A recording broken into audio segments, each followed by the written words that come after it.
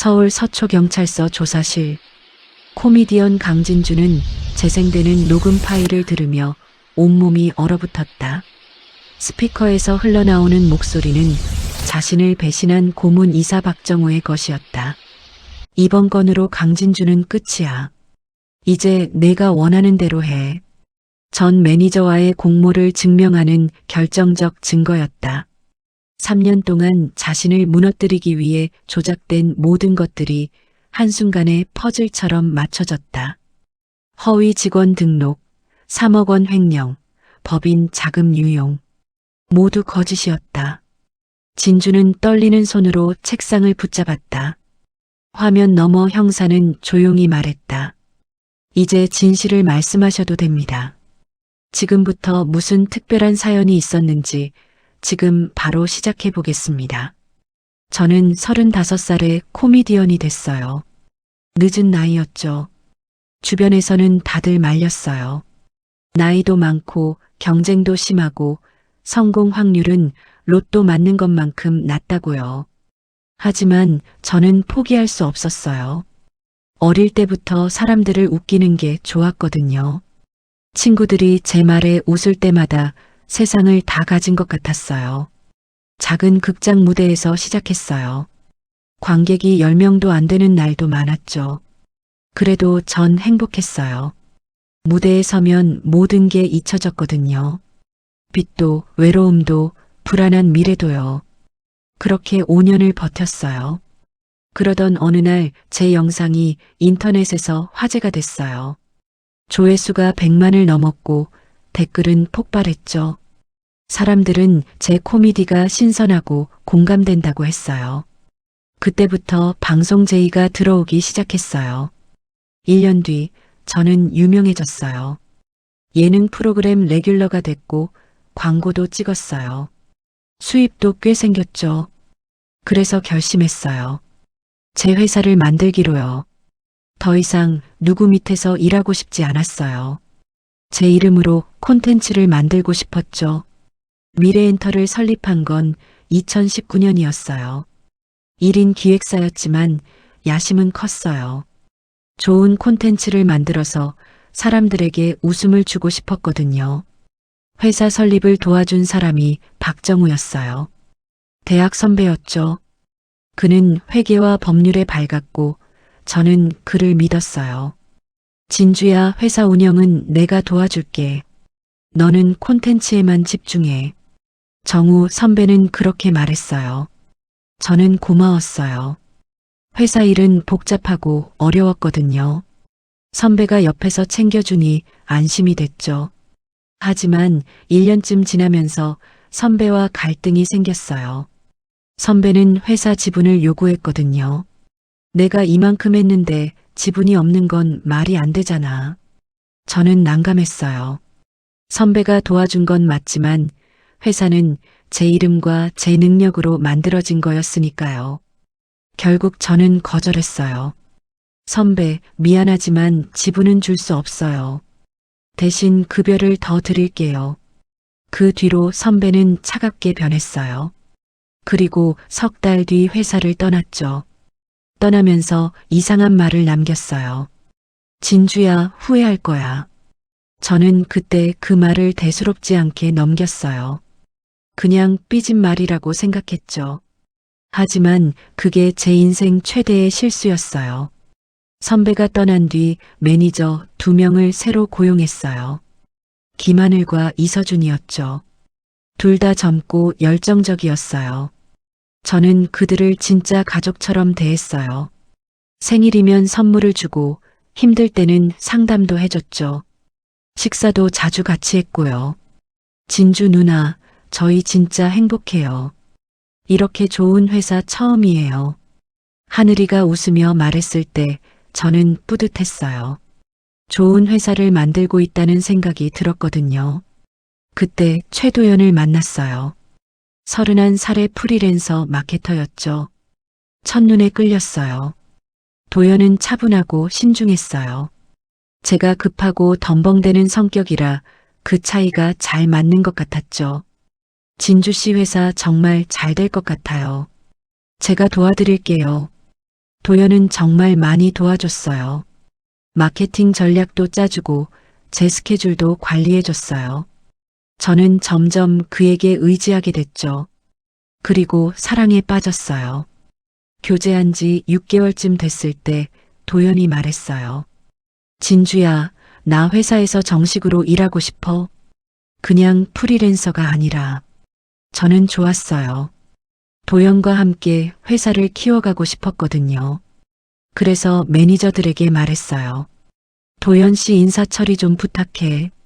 정식 직원으로 등록하고 급여도 책정해줘. 하늘이가 알겠다고 했어요. 저는 그게 제대로 처리될 거라고 믿었죠. 도연은 월급을 받으며 회사 일을 도왔어요. 주로 외부 미팅이나 제휴업체 관리를 맡았죠. 사무실에 매일 출근하지는 않았지만 일은 확실히 했어요. 그렇게 1년쯤 지났을 때 도연이 조심스럽게 말했어요. 진주야, 나 전세 계약 만료가 다가오는데 보증금이 좀 부족해. 얼마나? 3억 정도. 저는 고민했어요. 큰 돈이었거든요. 하지만 도연은 제 남자친구였고 회사 직원이기도 했어요. 그리고 사랑했죠. 회사에서 대출받아서 도와줄게. 나중에 천천히 갚으면 돼. 도연은 정말 고마워했어요. 저는 매니저들에게 절차를 밟으라고 지시했어요. 이사회 승인도 받고 계약서도 작성하라고요. 전부 투명하게 처리하고 싶었거든요. 네, 대표님. 다 처리할게요. 서준이가 대답했어요. 저는 안심했죠. 돈은 도연의 친구 장윤택 씨 계좌로 들어갔어요. 윤택 씨가 부동산 중개업을 하는데 전세 계약을 도와준다고 했거든요. 저는 그렇게 알고 있었어요. 하지만 그게 전부 함정이었어요.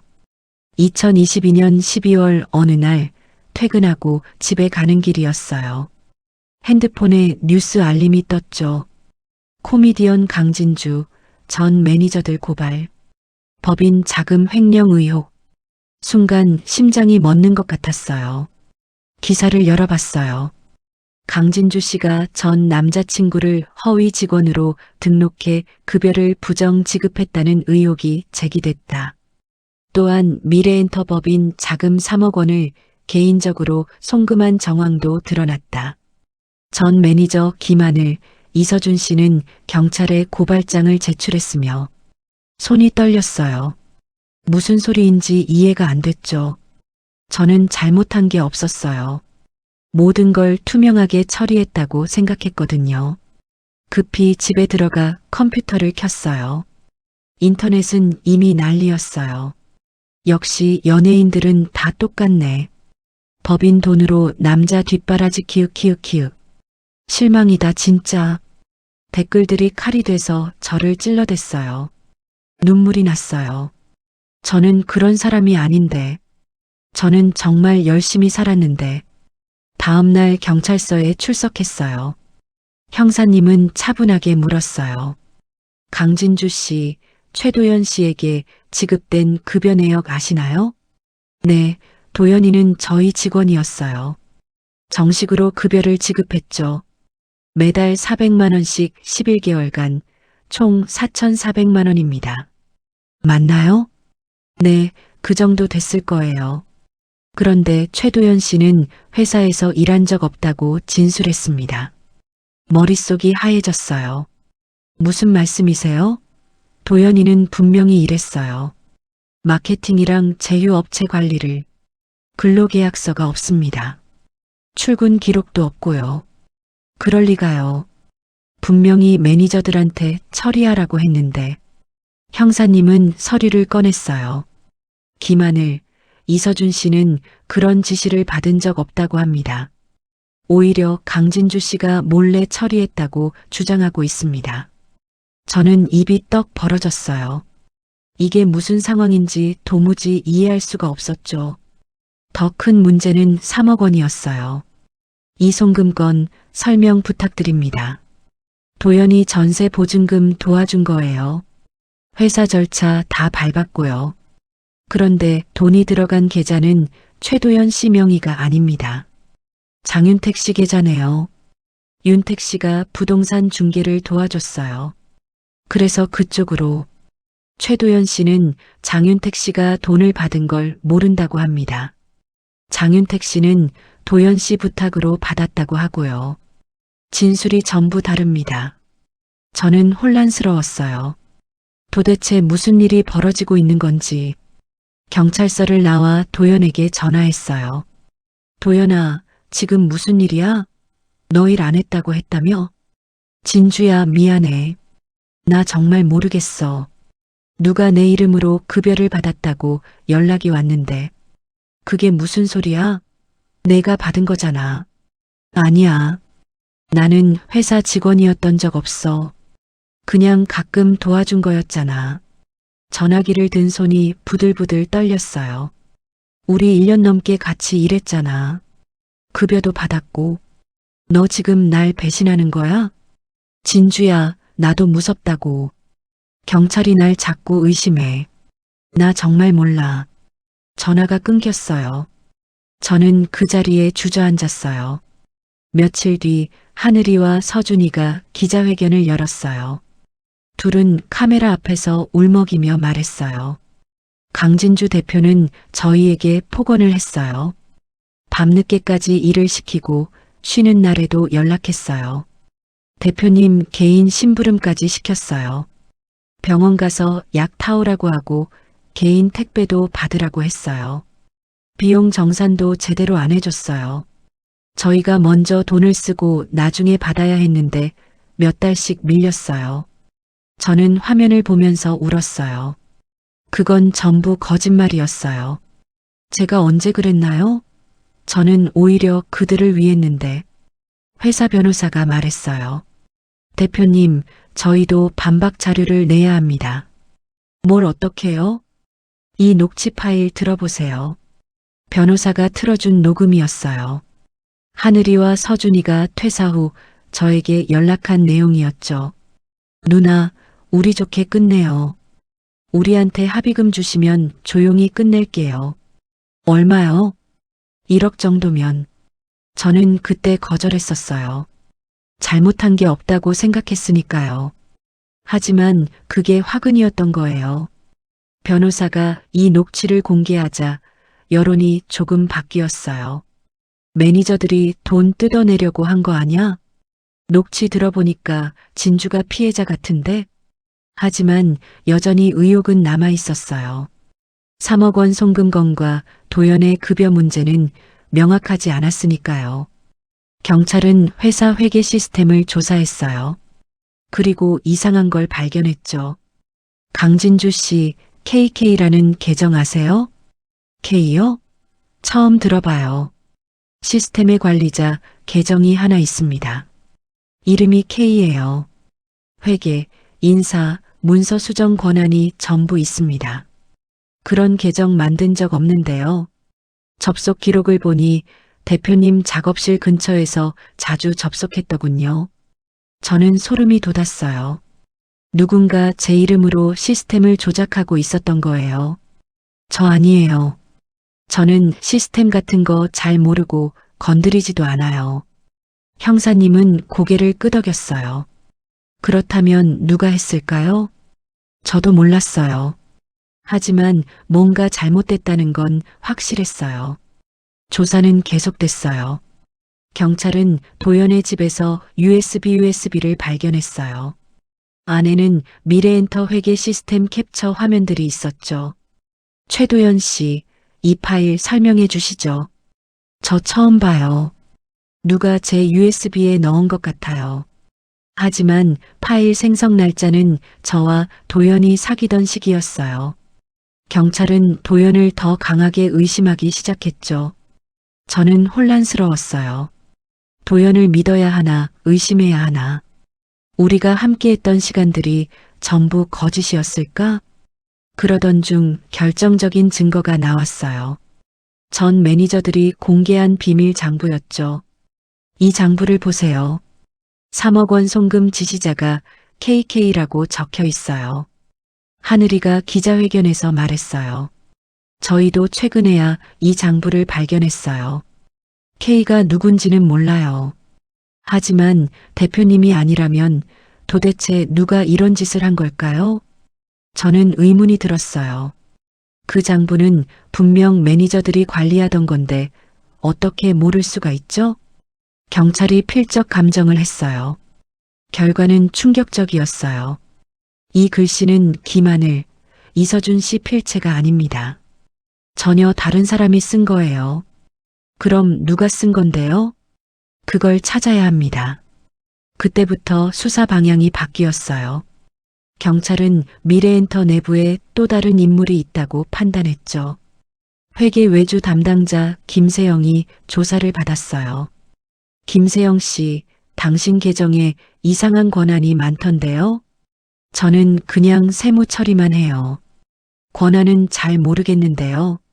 누가 지시했습니까? 지시는 이메일로 받았어요. 누구한테요? 잘 모르겠어요. 그냥 회사 업무 메일로. 세영 씨는 뭔가 숨기는 것 같았어요. 경찰이 압박하자 그는 결국 입을 열었어요. 매달 같은 번호로 연락을 받았어요. K가 누군지는 모릅니다. 하지만 그 번호의 명의자는 말하세요. 박정우요. 그 이름을 들은 순간 모든 게 이해됐어요. 정우 선배. 3년 전 지분 요구하다 회사를 떠난 그 사람. 후회할 거야. 떠나면서 했던 그 말이 귓가에 맴돌았어요. 경찰은 박정우를 소환했어요. 선배는 태연하게 부인했죠. 저는 3년 전에 회사를 떠났어요. 지금은 아무 관계도 없습니다. 그런데 왜 미래엔터 시스템에 접속한 기록이 있습니까? 그건 잘못 접속한 거예요. 예전에 쓰던 계정이 남아 있어서 최근까지 수십 번 접속했는데요. 선배는 말문이 막혔어요. 저는 그제야 알았어요. 선배가 떠난 뒤에도 회사 시스템을 장악하고 있었다는 걸. 그리고 저를 무너뜨리려고 3년 동안 치밀하게 준비했다는 걸. 왜 그러셨어요? 저한테 왜 이러시는 거예요? 저는 선배를 만나 물었어요. 선배는 비웃었어요. 내가 뭔데 혼자 다 해먹으려고 해? 내가 없었으면 내가 회사나 만들 수 있었어? 선배는 도와주신 거잖아요. 지분은 달라고 하신 적 없으셨고요. 안 달라고? 나는 처음부터 지분을 원했어. 근데 넌 나한테 월급쟁이나 하라고 했잖아. 그건 오해예요. 저는 단지 이제 와서 변명해봤자 소용없어. 넌 이미 끝났어. 선배의 눈빛은 차가웠어요. 경찰은 선배 사무실을 압수수색했어요. 그리고 엄청난 양의 증거를 발견했죠. 미래엔터 회계 조작 로그, 직원 명부 수정 기록, 송금 승인 파일. 모든 게 선배의 컴퓨터에 있었어요. 박정우 씨, 이제 부인할 수 없습니다. 선배는 변호사를 대동하고 나타났어요. 그리고 충격적인 주장을 했죠. 모든 건 강진주의 지시였습니다. 저는 그저 시킨 대로 했을 뿐이에요. 저는 울분을 참을 수 없었어요. 거짓말이에요. 저는 그런 지시한 적 없어요. 하지만 선배는 계속 거짓말을 늘어놓았어요. 도연도 진술했어요. 저는 박정우라는 사람을 본 적도 없어요. 모든 게 엉망이었어요. 진실은 점점 더 멀어지는 것 같았죠. 그런데 경찰이 선배 휴대폰을 분석하던 중 결정적인 파일을 찾아냈어요. 녹음 파일이었어요. 서초경찰서 조사실에서 그 파일이 재생됐어요. 이번 건으로 강진주는 끝이야. 이제 내가 원하는 대로 해. 박정우 선배의 목소리였어요. 그럼 돈은 언제 받을 수 있어요? 조금만 기다려. 강진주가 무너지면 회사는 내 거야. 상대방은 전 매니저 서준이었어요. 저는 온몸에 힘이 빠졌어요. 서준이가 선배와 공모했던 거예요. 형사님이 말했어요. 이서준 씨는 자신의 횡령을 숨기기 위해 박정우 씨와 손을 잡았습니다. 그리고 강진주 씨를 희생양으로 만들기로 한 거죠. 모든 퍼즐이 맞춰졌어요. 서준이는 회사 돈을 빼돌렸고 그게 들킬까봐 저를 희생시키려 했던 거예요. 선배는 저에 대한 원한으로 기꺼이 협력했고요. 하늘이는 진짜로 몰랐던 것 같았어요. 서준이가 자기만 이용한 거였죠. 누나, 진짜 몰랐어요. 서준이가 그런 사람인 줄. 하늘이는 울며 사과했어요. 저는 아무 말도 할 수 없었어요. 재판이 열렸어요. 박정우와 이서준은 구속됐고 증거는 명백했어요. 피고인 박정우, 이서준은 허위 사실을 유포하고 증거를 조작해 피해자에게 심각한 피해를 입혔습니다. 징역 5년을 선고합니다. 판사의 목소리가 법정에 울려 퍼졌어요. 저는 무죄 판결을 받았어요. 하지만 기쁘지 않았어요. 이미 제 명성은 바닥에 떨어졌고 미래엔터는 문을 닫았어요. 광고는 전부 취소됐고 방송도 나갈 수 없었죠. 법정을 나서는데 도연이 기다리고 있었어요. 진주야, 정말 미안해. 이제 와서 미안하다고? 나도 몰랐어. 그 사람들이 이렇게까지 할 줄은. 도연아, 이제 그만하자. 우리 각자의 삶을 살아. 도연은 더 이상 말하지 못했어요. 저는 돌아서서 걸었어요. 빈 사무실에 마지막으로 들렀어요. 한때 꿈을 꿨던 이곳. 이제는 텅 빈 공간만 남았어요. 책상 위에 먼지가 쌓여 있었어요. 저는 창밖을 바라봤어요. 언제부터 잘못된 걸까? 작은 목소리로 혼잣말을 했어요. 사람을 믿은 게 잘못일까요? 열심히 산 게 잘못일까요? 아니면 제가 너무 순진했던 걸까요? 몇 달 뒤 저는 조용히 은퇴를 선언했어요. 더 이상 무대에 설 수 없었거든요. 집에서 뉴스를 봤어요. 제 사건은 이제 사람들 기억에서 잊혀지고 있었어요. 새로운 스캔들이 터졌고 사람들은 그쪽으로 관심을 돌렸죠. 저는 그게 다행이라고 생각했어요. 이제 조용히 살 수 있을 테니까요. 어느 날 하늘이에게서 연락이 왔어요. 누나, 만날 수 있을까요? 카페에서 하늘이를 만났어요. 그는 많이 수척해져 있었어요. 누나, 정말 미안해요. 제가 서준이를 제대로 못 봤어요. 이제 와서 소용없어. 알아요. 하지만 누나한테 꼭 말하고 싶었어요. 누나는 정말 좋은 사람이었어요. 저한테 잘해줬고 회사도 좋은 곳이었어요. 하늘이는 울었어요. 저도 눈물이 났어요. 하늘아, 우리 다시는 보지 말자. 그게 서로한테 좋을 것 같아. 네, 누나. 건강하세요. 하늘이가 돌아서서 떠났어요. 저는 커피를 마시며 생각했어요.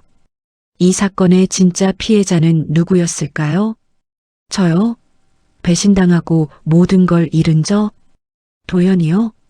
이용당하고 의심받은 그? 하늘이요? 친구에게 속아같이 무너진 그? 아니면 우리 모두였을까요? 믿음이 무너지면 모든 게 무너진다는 걸 배웠어요. 사람을 믿는 건 중요하지만 확인하는 것도 필요하다는 걸 알았죠. 지금 저는 작은 카페를 운영해요. 사람들은 저를 알아보지 못해요. 그게 편해요.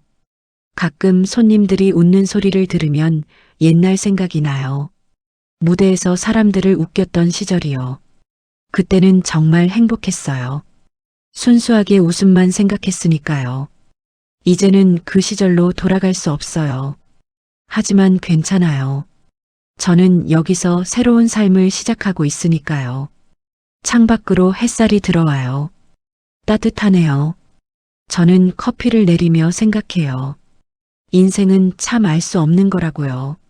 한순간에 모든 게 무너질 수도 있고 또다시 시작할 수도 있으니까요. 어제 한 손님이 말했어요.